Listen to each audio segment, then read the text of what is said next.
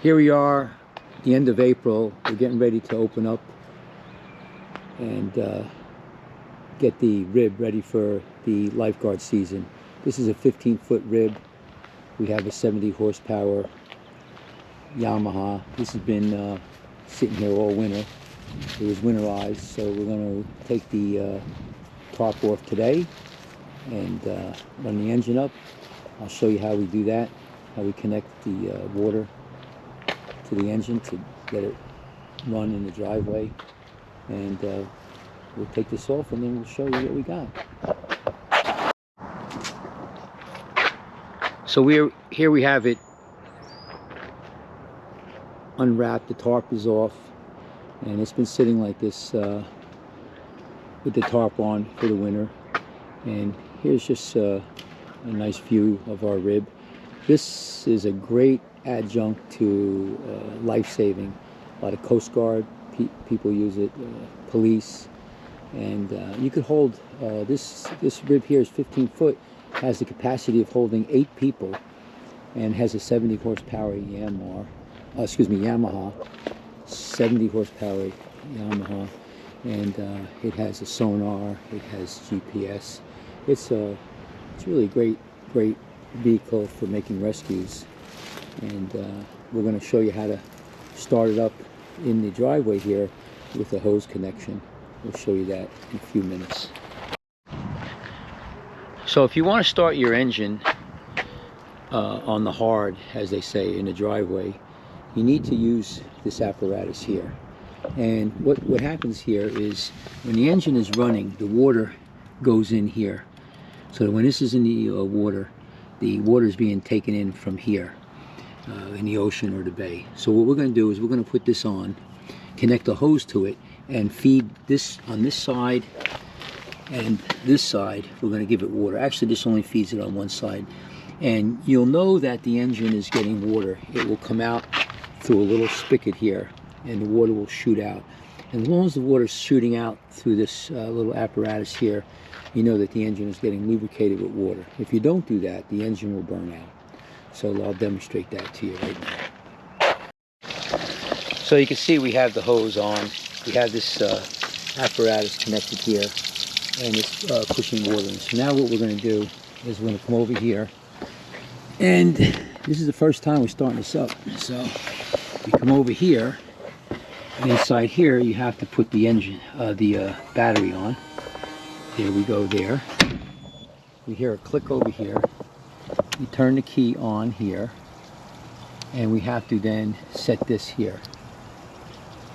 We press that like that.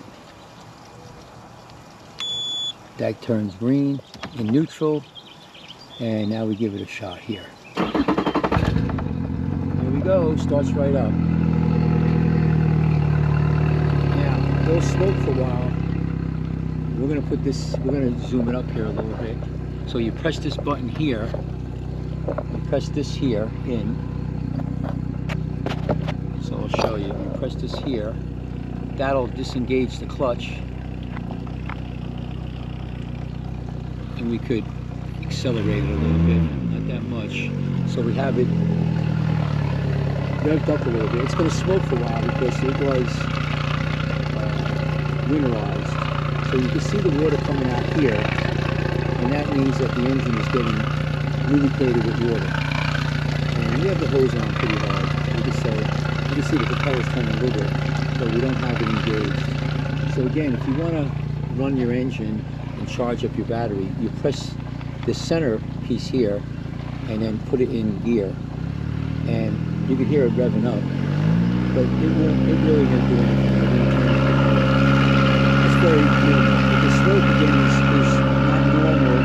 It's normal in the beginning of the season because we put a winterizing agent in there. It's going to take a while for that to burn off. So what we're going to do is we're going to let this run, and it's going to heat up the oil. And once the engine is nice and warm, then we'll change the oil. But I just want to show you how this works here. So once you see this coming out here, you know that the engine is getting lubricated, and you can run this. So this is the setup I have here. I have the engine cowling off, and you can see here now. So this is the, again, this is the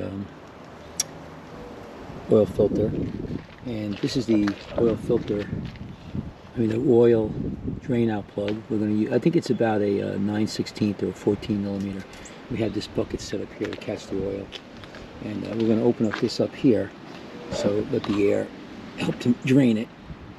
Sometimes you need a pair of pliers for that. It's kind of hard, and we'll show you you're going to use a ratchet wrench with an extension. I'm going to go right in here and take this out and let it drain in there. You can see the oil coming out right now, and pretty straightforward. You let it drain out. I think this Yamaha takes maybe 2 quarts, 2.5 quarts. So you want to let it drain out. You want to try to push the engine in a good position so it drains it all out. Pretty much perpendicular. You can see how the engine attitude is. So over here is the dipstick right here for the oil. You can see it over here. I'm pulling it out right now. And there's your dipstick. And you want to have this thing half filled on the dipstick here. So we didn't fill any oil yet, but here's the dipstick. It goes right in here, and you can push it down. It's marked with a yellow marker here, but that's your dipstick on the side of the engine for your oil, to measure your oil. So we're just waiting for this to all drain out, which is just about there. We'll put the bolt, we'll put the screw back in there, and I'll show you what that looks like. So here's your bolt that goes back into here, and you want to make it nice and tight so it goes right in here at the engine. So obviously you got to put this back before you fill it with oil. Now next we're going to take off the oil filter. We use this apparatus here, and this will go around here and it will twist it off. These things are difficult sometimes to get off, but it's a tight spot. There's other tools, but I like this tool. It works really well. So I'll put it around here and we'll twist it off. So this is how you pretty much put it on. You push it like this, and you turn it, and it starts to turn. You can see. There's YouTube videos to show you how to do this, but this comes off. So you take your time. Sometimes you can take this off here. It's a little connector. Get you more room, but take your time and you'll get it out.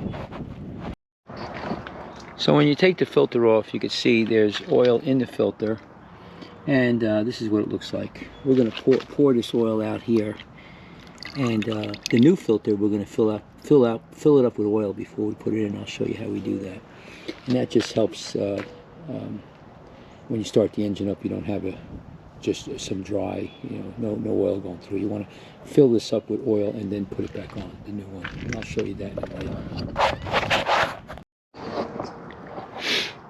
So you pour oil into the new oil filter, and it will absorb it. You want to fill it up as much as you can. Let it sit for a while. The oil will go down. Put more oil in, and it will fill up the whole filter, and then you put it on. This way you don't have a dry start. There'll be oil immediately going through the system. So after the oil filter's been primed, we're putting it on now. We have some nice towels here to catch any oil, and we're going to hand tighten it. A lot of people say all you need to do is hand tighten it, and that's good enough. I guess it depends on how much strength you have. You could throw the tool back on and tighten it a little bit, but you don't want to over tighten it, that's for sure. And you could check it later, start the engine, see if there's any leaking oil, and tighten up a little bit more. But that's about it. That's how it looks. Now we're going to fill it up with oil, and I'll show you how to do that, and we'll check the dipstick. You could always go by the manufacturer's recommendation, but you always want to check your oil every after you're done. Every time you should check your oil before you go out. So we look at the dipstick here. You can see there's serrated markings there, and your manual will tell you how far you want to have it filled up.